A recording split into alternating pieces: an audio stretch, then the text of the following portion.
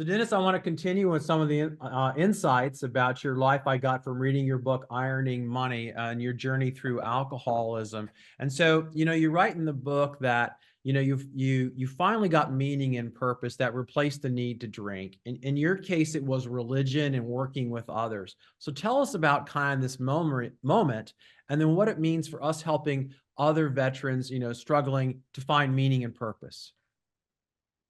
Yeah, and the definition of those two things is as different as the number of people there are on this planet. Everyone's meaning and purpose could be something different, and it can be multiple things. For me, initially, faith was a huge driving force, followed by then my ability to help other people who were in similar situations. Obviously, my family brings meaning to my life. There are things that will develop, especially in sobriety, that will bring meaning and be your meaning in life. And meaning, in essence, and what I mean by it in the book, is it's what matters to you. It's what absolutely at your core is part of who you are and what you want to be. And then purpose, obviously, on the other hand, are the things that you're driven to do to maintain what matters.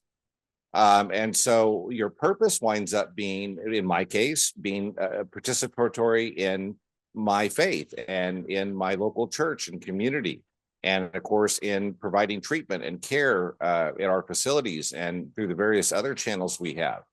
And then, of course, taking care of my family. So, my purpose is to be able to handle the things that matter to me, that give me meaning. So everybody's going to find something different.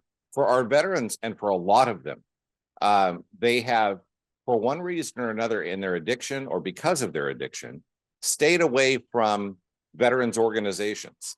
And there's a huge need in our country, in every local community, in all of our states, to support veterans who are struggling in a number of ways. And so for those who have gotten clean and sober, for those who have addressed mental health concerns like PTSD or anxiety or depression, for somebody who's found a solution, part of what meaning becomes to them is helping other veterans.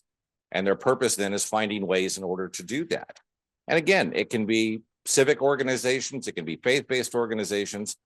But when you really begin to focus on what matters to you, what your meaning is, and purpose, what you're going to do to take care of those things, it doesn't leave a lot of other time for compulsions like we face when we're struggling with drugs and alcohol. And that's really, in the early days of recovery, and this is something I really wish people would just hang on to. We have a saying all the time that don't leave until the miracle happens. And what we mean by that is stick around long enough. There's a point in time when some of this stuff will just start to click for you. And so what I really would hope is that people begin right away, and we do it at the treatment centers all the time, exploring what your meaning and purpose is.